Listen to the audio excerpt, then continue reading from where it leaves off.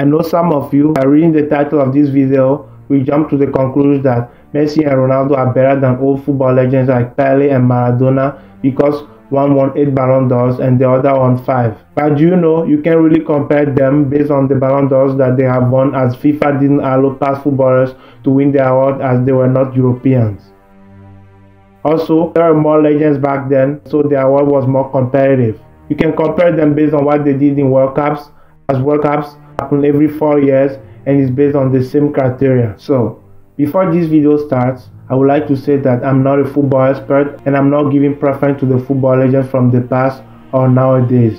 I'm doing this comparison based on fairness according to research and what I have seen and read in football about the current era and the past era.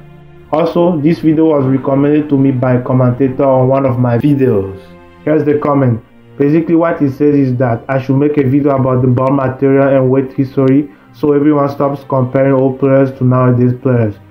Your understanding of comparing in this context is very important. In this context, it means don't say that legendary players nowadays are better than past legendary players because they played a long time ago, but instead understand the condition in which they played and do proper research to know about their career statistics and records before you make any claims about them. The comment specifically mentions past football legends like Pelé, Maradona, Cruyff, George Best, and Garrincha. Therefore, I'll be focused on them. Alright, let's go.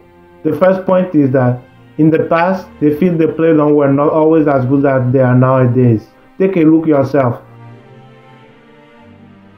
So, they claim the fan who wrote this comment makes about Pelé, Maradona, Cruyff, George Best, and Garrincha doing more amazing dribbling and playing if the current ball was at that time is true.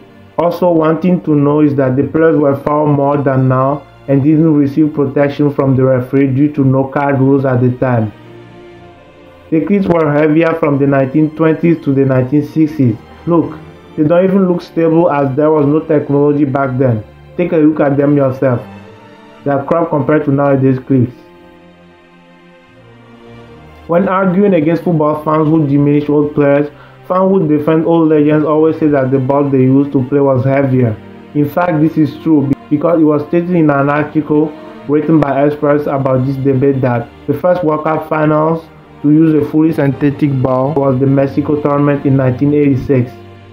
The balls would now retain their shape and were a lot lighter, helping players control them better and run with the ball more, overall encouraging more flair and expression. Another thing is that the speed of the games were just as fast as nowadays games. Some of the clips that you see where they might look slow is because of the camera that was used to film them. These cameras were not always precise at recording the exact movement of the footage. This is why you can even see lines on some of the videos of games recorded in the past. Proof is when an article about cameras used in the early 900s states that in the early days of photography, it took several minutes to take a photo because cameras rely on slow chemical reactions. If subjects moved at all, the image turned out blurry. Players nowadays receive more protection compared to players in the past. Now, let's talk about a myth about the offside rules. This is something common, I've heard it many times. Some fans nowadays say that there were no offside rules in past football, therefore it was easy to score. So most of Pele's goals were offside, but in fact this is false, as I found a footage from a game in the past that proves that there were the offside rules back then. Here is the proof. N'avait pas compris. Dégagement par Gracia pour Mathéos qui était hors jeu. The commentator is speaking in French. He said hors-jeu. Hors-jeu in English means offside. Now you have it. I'm pretty sure this video has influenced you somehow. Now those of you who diminish past football legends, I assume you will think critically and will compare them to nowadays players based on facts. Thanks for watching. Goodbye. See you next time.